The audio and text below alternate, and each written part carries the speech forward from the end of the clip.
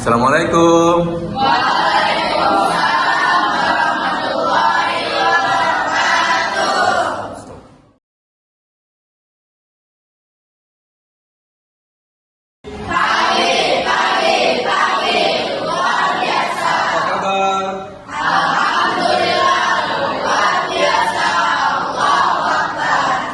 Silakan duduk.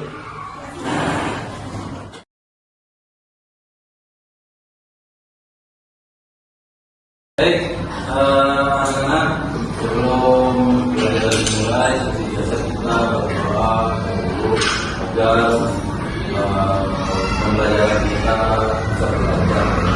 Silakan dipimpin. Ya, berdoa mulai.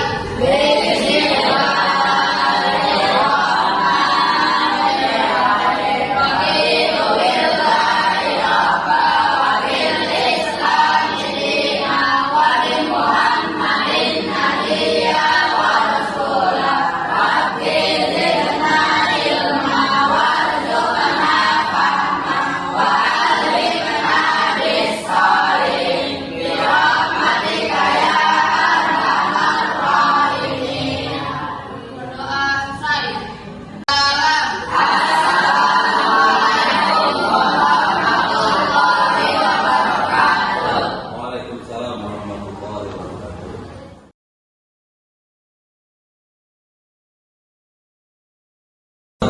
Baik anak, sebelum kita mulai pembelajaran, kita akan dulu ya. Kita mulai dari Putri, Aska, Salva, minta izin ya.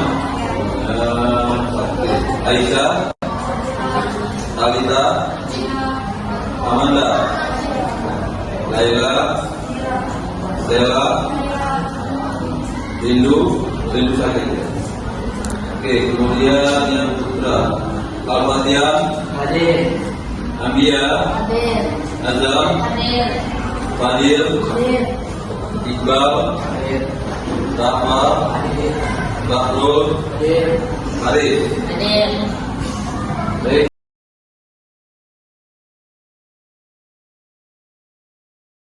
Bismillahirrahmanirrahim. Assalamualaikum warahmatullahi wabarakatuh.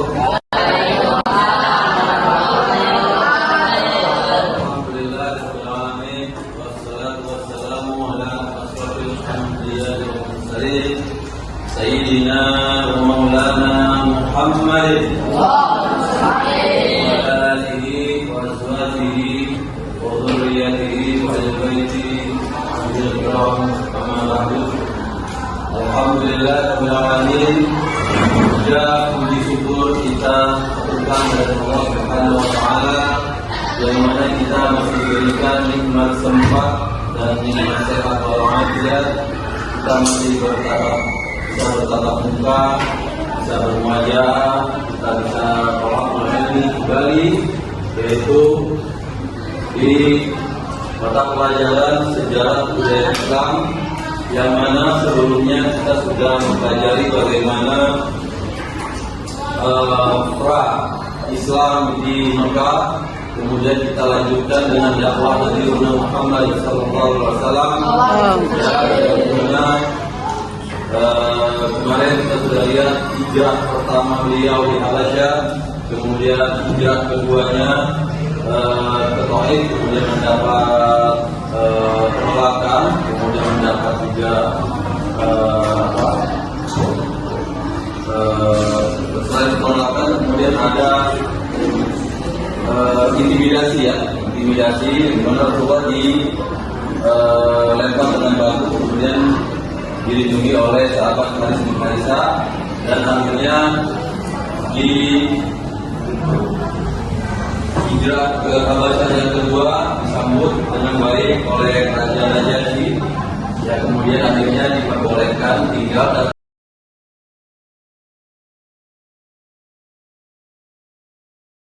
selanjutnya kita akan membahas di bab 3, yaitu respon dakwah Nabi Muhammad SAW, yang mana di sini kita akan melihat.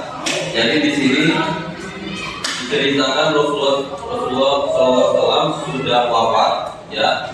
Dan di sini saya akan menjelaskan tentang Khulafaur Rasyidin, yaitu yang terdiri dari 4 sahabat Rasulullah, yaitu Abu Bakar As-Siddiq, kemudian Umar bin Khattab, kemudian Utsman bin Affan, dan Ali bin Abi Thalib. Oke, siapa? Abu Bakar As-Siddiq, Umar bin Khattab, kemudian Utsman bin Affan, kemudian Ali bin Abi Thalib. Baik. Silakan arahkan kalian ke ayat yang sudah disediakan.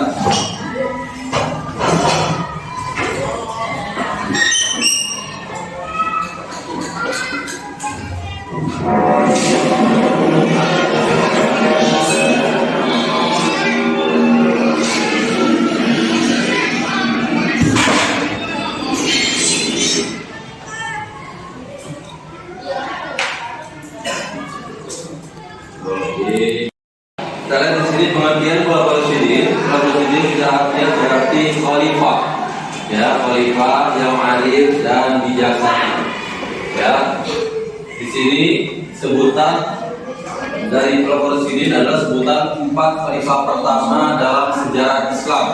Ya, yang tadi saya sudah sebutkan, yaitu pemimpin Islam setelah Nabi wafat Sallallahu Alaihi Wasallam dan Muhammad wafat Sallallahu Alaihi Wasallam, yaitu mereka adalah Abu Bakar As-Siddiq, kemudian Umar bin Khattab, Utsman bin Affan, dan Ali bin Abi Thalib. Ya. Nah, Khulafaur Rasyidin ini dianggap sebagai pemimpin yang adil dan bijaksana karena mereka dipilih oleh para sahabat Nabi melalui mekanisme dan demokrasi. Ya.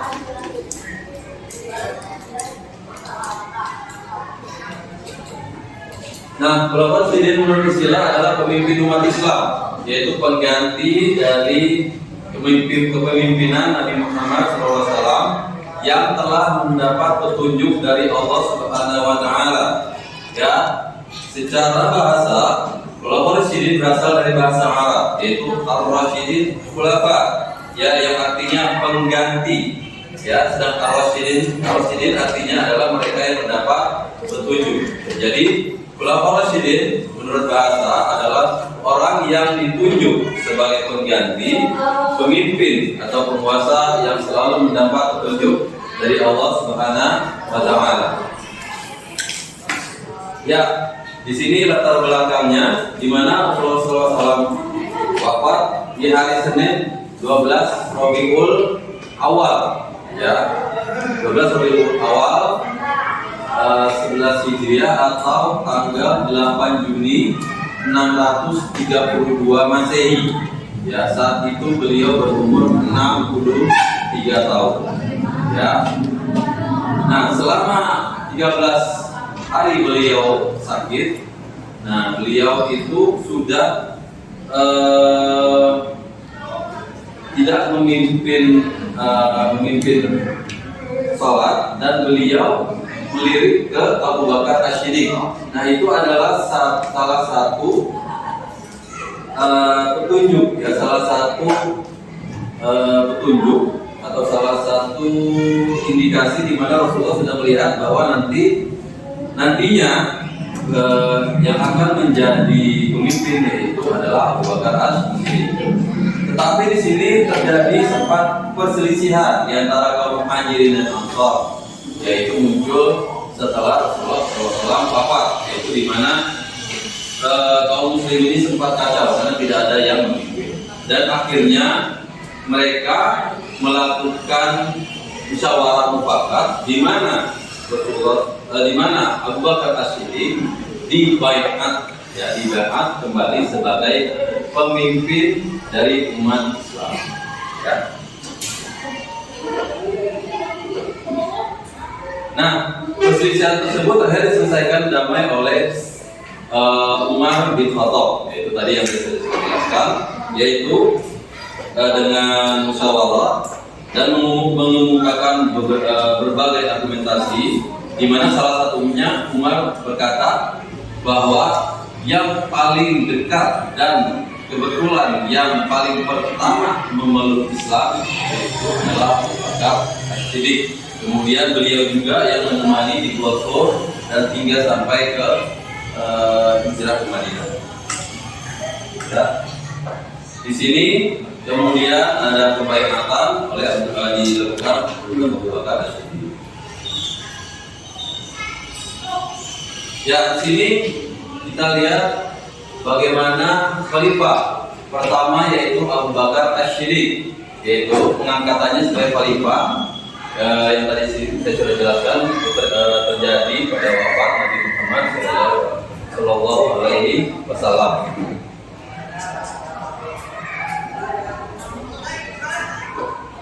Ya, berikut adalah pencapaian khalifah dari Abu Bakar As-Siddiq. Ya, silakan disimak. Yaitu pertama, perbaikan sosial. Ya, perbaikan sosial masyarakat, di mana Abu Bakar As-Siddiq menumpas kaum murtad. Ya, kaum murtad atau perang riddah. Ya, setelah wafatnya Nabi Muhammad SAW. Banyak yang kembali ke masa jahiliyah dan menolak membayar zakat. Nah, di antaranya ketegasan dari Abu Bakar yaitu untuk memerangi mereka yang tidak mau membayar zakat, yang menegakkan syariat Islam. Di sini bagaimana dengan tegas Abu Bakar As-Siddiq akan menghukum mereka yang mengingkari ajaran Islam dan melakukan kejahatan. Kemudian di sini juga secara politik Abu Bakar As-Siddiq memberangkatkan pasukan Usama bin Zaid, yaitu memerintahkan pasukan Usama melanjutkan ekspedisi militer yang sudah diperintahkan sebelumnya oleh Nabi Muhammad Sallallahu Alaihi Wasallam. Ya, kemudian perluasan wilayah Islam juga dilakukan oleh Abu Bakar As-Siddiq.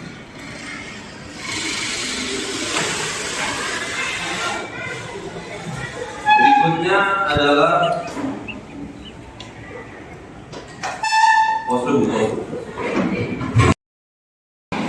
ya, berikutnya Khalifah Umar bin Khattab. Umar bin Khattab menjabat sebagai Khalifah kedua dalam sejarah Islam setelah Abu Bakar As-Siddiq. Nah, selama kepemimpinan Umar bin Khattab, yaitu beliau juga melakukan pencapaian-pencapaian. Nah, berikut pencapaiannya yaitu perluasan wilayah Islam ke Suriah, Persia, Mesir, kemudian membagi wilayah Islam menjadi 8 provinsi dan menunjuk beberapa gubernur untuk memerintah wilayah tersebut. Kemudian membentuk dewan-dewan, dewan kebendaharaan, kemudian ketua negara dan dewan militer. Kemudian pembentukan kehakiman. Kemudian di sini juga menetapkan tahun Hijriah. Ya, tahun Hijriah ditetapkan. Ya, di sini mulai awal tahun Hijriah, yaitu 1 Hijriah. Kemudian pembangunan masjid, yaitu Masjidil Haram, kemudian Masjid Nabawi dan Masjid Al-Aqsadi di Yerusalem dan Masjid Abu di Mesir. Kemudian berikutnya yaitu Khalifah Utsman bin Affan. Itu khalifah ketiga. Ya, dalam sejarah Islam dari bagian tua Rasidin, ia memerintah dari tahun 644 Masehi hingga 656 Masehi. Ya, sana itu.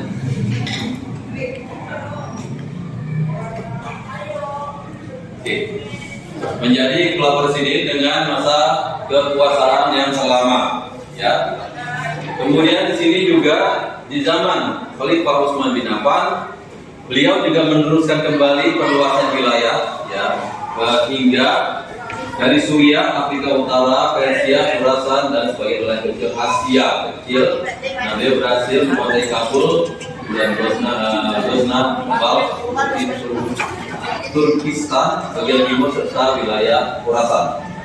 Kemudian di sini juga mulailah penyusunan atau kodifikasi standarisasi Al-Quran, yaitu dilakukan pada zaman Utsman bin Affan, yang mana kita mengenal dengan Mushaf Utsmani, ya, Mushaf Utsmani. Nah, hal ini bertujuan untuk menyatukan perbedaan bacaan tulisan Al-Quran di berbagai daerah. Nah, dia di zaman Utsman bin Affan juga membangun yaitu angkatan laut yang dimana untuk mengirim ke Afrika, Mesir, Siprus dan Konstantinopel. Berikutnya Khalifah Ali bin Abi Thalib, yaitu khalifah yang terakhir keempat dalam sejarah Islam. Nah, Ali bin Abi Thalib dibayat di tengah dukanya kematian Utsman bin Affan. Ya. Kemudian pada saat itu terjadi kekacauan di mana terjadi pemberontakan yang dimana ada yang pro dengan Ali bin Abi Thalib dan ada yang tidak. Karena pada saat itu untuk pembayatan harus dilakukan dan akhirnya Ali bin Abi Thalib dibayar. Nah, pencapaian dari Ali bin Abi Thalib juga ada, yaitu dikenal di baik,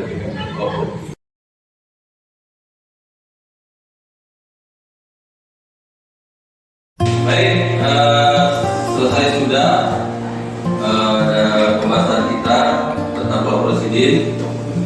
Untuk itu kita akan melakukan diskusi lagi seperti kemarin. Ya, silakan kalian berdiskusi. Ya, Pak.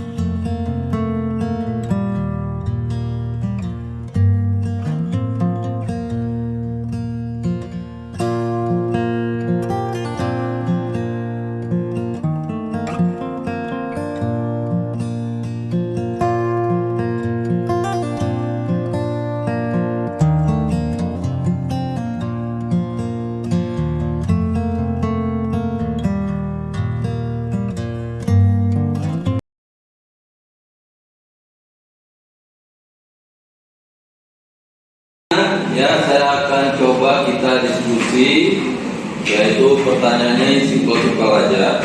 Untuk kelompok 1, siapa nama dari khalifah pertama? Kami dari kelompok 1 jawabannya adalah khalifah pertama adalah Abu Bakar As-Siddiq. Oh ya, oke. Saya berikan. Baik, untuk kelompok kedua, silakan. Siapa nama dari khalifah kedua? Silakan dijawab. Kami dari kelompok 2 jawabannya adalah Umar bin Khattab. Ya, oke, berikan aplaus.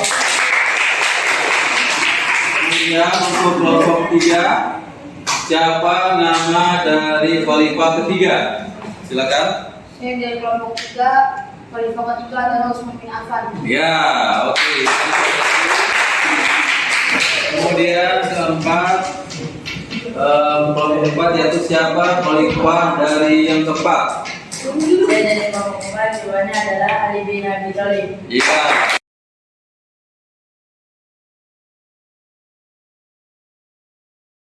Untuk materi dari bab 3 terakhir kita sudah membahas bagaimana Khalifah Abu Bakar As-Siddiq dengan pencapaian-pencapaiannya, kemudian setelah wafat digantikan kembali oleh Khalifah Umar bin Khattab dengan pencapaian-pencapaiannya juga, di mana di Umar bin Khattab mulailah penentuan kalender Hijriah pertama, kemudian dilanjutkan Khalifah Utsman bin Affan, ya, khalifah ketiga, yaitu di mana di situ juga mulai mengkodifikasi dengan Al-Quran, yaitu penetapan Al-Quran secara berjilid yang kita kenal dengan namanya Utsman, ya, Mushaf Utsmani, ya, di mana di sini mulailah pengkodean atau penyusunan Al-Quran. Kemudian khalifah terakhir di mana terjadi kekacauan, terjadi kekacauan setelah meninggalnya, setelah wafatnya Utsman bin Affan, yaitu diangkatlah yang terakhir yaitu Khalifah Ali bin Abi Thalib di antara kekacauan tersebut, ya, di mana terjadi beberapa peristiwa di sini di Khalifah bin Abi Thalib, di mana nanti dua dari anak beliau, yaitu salah satu yaitu cucu Rasulullah SAW, yaitu Hasan bin Husain tewas yaitu di perang Karbala. Ya, baik, terima kasih anak-anak.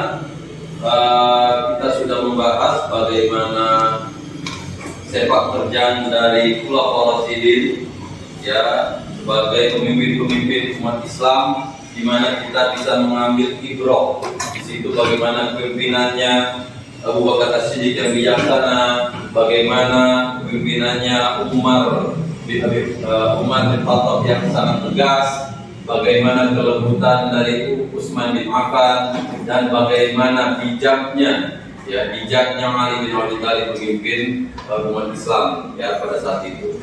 Karena ada dalam sebuah hadis, dalam salah satu riwayat, Rasulullah SAW pernah bersabda bahwa Ali bin Abi Thalib adalah pintunya dan saya kuncinya. Ya, baik, kita tutup dengan mengucapkan alhamdulillah.